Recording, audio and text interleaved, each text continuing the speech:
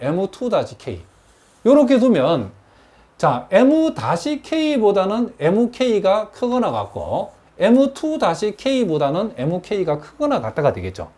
여기에는 선생님이 그림을 이렇게 그렸기 때문에 요놈보다는 요놈이 크고 요놈 두 개는 같다가 나왔는데 그림을 또 어떻게 fx가 그려지냐에 따라서 요 상황이 바뀔 수도 있기 때문에 식으로 표현할 때는 우리가 이렇게 표현한다는 거죠. 무슨 말이겠죠?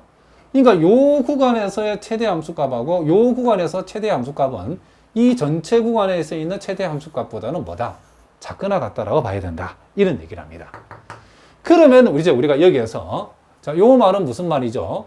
분할 P에서 함수 F의 상합이니까 요것은 이제 요렇게 우리가 표현할 수 있죠. 자, summation i equal 1부터 n까지 자, my 델타 xi들의 합이라고 할 수 있겠죠.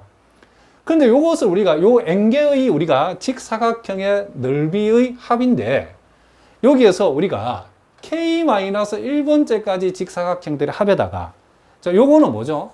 k번째 직사각형의 넓이고 그리고 k 플러스 1번째부터 마지막 직사각형까지의 합을 이렇게 우리가 분할했죠.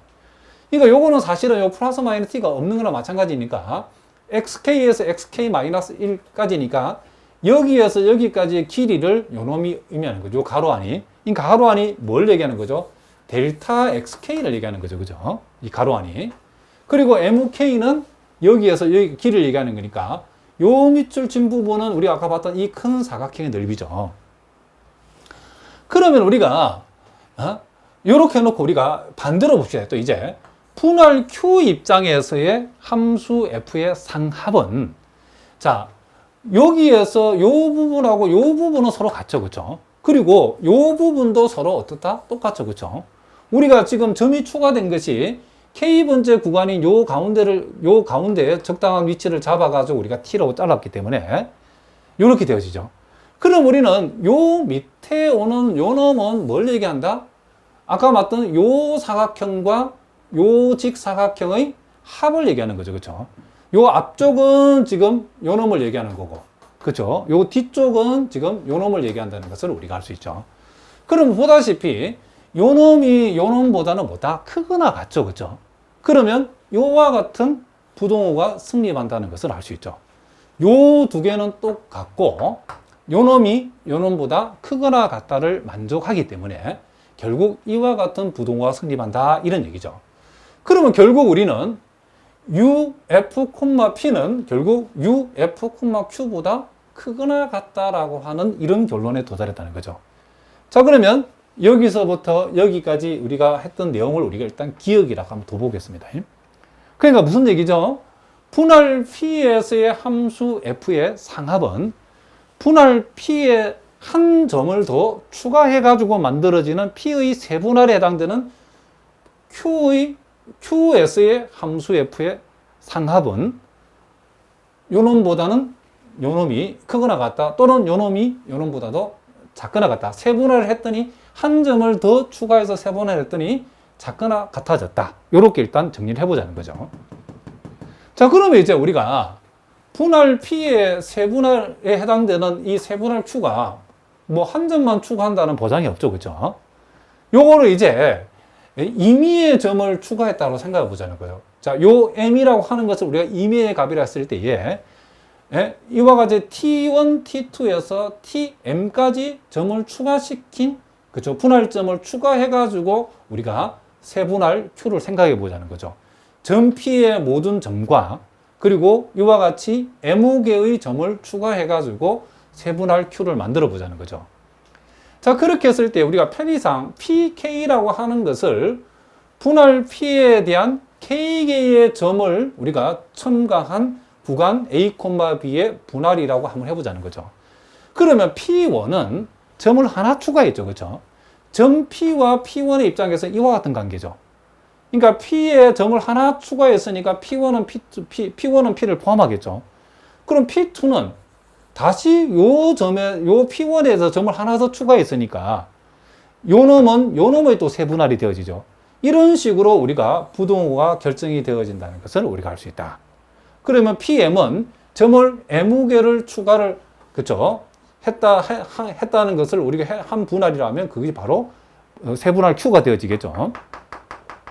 그러면 이제 우리가 요 두 놈 사이에 우리가 시행한 것이 바로 기역이라고 생각하면 되죠. 그죠? 무슨 말 알겠죠? 그러니까 점을 하나 추가했을 때에 만들어지는 P1에 대한 상합은 P의 상합보다는 작거나 같아진다. 이런 얘기죠.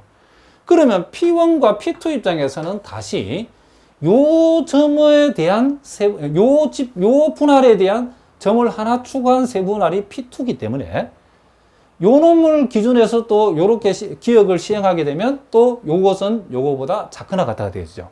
이런 식으로 계속 해버리면 결국 U, F, P, M이 제일 작은 쪽에 위치하겠죠. 이게 바로 뭐죠? 바로 우리가 QS의 함수 F의 상합에 해당된다는 걸 알 수 있죠. 그러므로 우리가 분할 P에 대한 함수 F의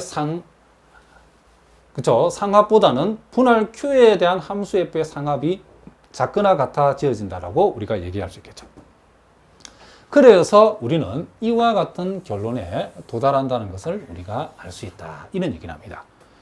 그러니까 분할 P에 대해서 분할 Q가 분할 간에 더 세분할되어질수록 상합은 어떻게 된다? 작아진다라고 여러분들이 생각하면 된다. 이런 얘기죠. 그러면 이번은 우리가 간단하게 선생님이 직관적인 얘기만 한번 해보겠습니다. 그럼 여기에서는 뭐죠? 이제 세분할 될수록 하합은 어떻게 된다? 커진다라고 했죠. 그럼 우리가 요 분할 P 입장에서의 K번째의 구간이 요 XK-1에서 XK라고 봤어요. XK니까 요렇게 우리가 직사각형의 우리가 가로의 길이를 생각할 수 있겠죠. 그럼 우리는 여기에서 이 구간에 대응하는 X값 중에서 제일 작은 걸 찾아야죠. 하합을 찾을 때는. 제일 작은 것은 뭐죠? 여기에서 여기까지 길이죠. 즉, 요 놈에 해당되는 것을 MK라는 거예요. 그러면 우리가 직사각형을 만들면 분할 P 입장에서 K번째에 놓여 있는 직사각형의 넓이는 요 사각형의 넓이라는 사실을 우리가 알 수 있죠. 그런데 이제 요 가운데에 추가점을 우리가 T를 잡아가지고 분할을 이렇게 분할점 하나 더 추가한 것을 우리가 분할 Q라고 하면 분할 Q 입장에서는 요 구간에서의 최소 함수값은 요 놈이죠. 그죠? 요 구간에서 최소 함수값은 요 길이죠. 그죠? 그러면 각각의 무엇을 생각해 보면 직사각형의 넓이를 생각해 보면 요렇게 되어진다는 것을 알 수 있죠. 그러므로 우리는 요 넓이보다는 요 넓이와 요 넓이의 합이 더 커졌다는 것을 우리가 알 수 있죠. 그죠? 무슨 말이겠죠? 그러니까 우리가 P에 대한 Q가 분할 P에 대한 Q가 세분할이면 더 쪼갰다는 얘기죠. 더 쪼개게 되면 하합은 어떻게 된다? 커진다는 것을 우리가 직관적으로 알 수 있다. 이런 얘기죠. 이 자세한 증명은 여러분들이 첨부 파일을 여러분 참고를 해보시기 바랍니다.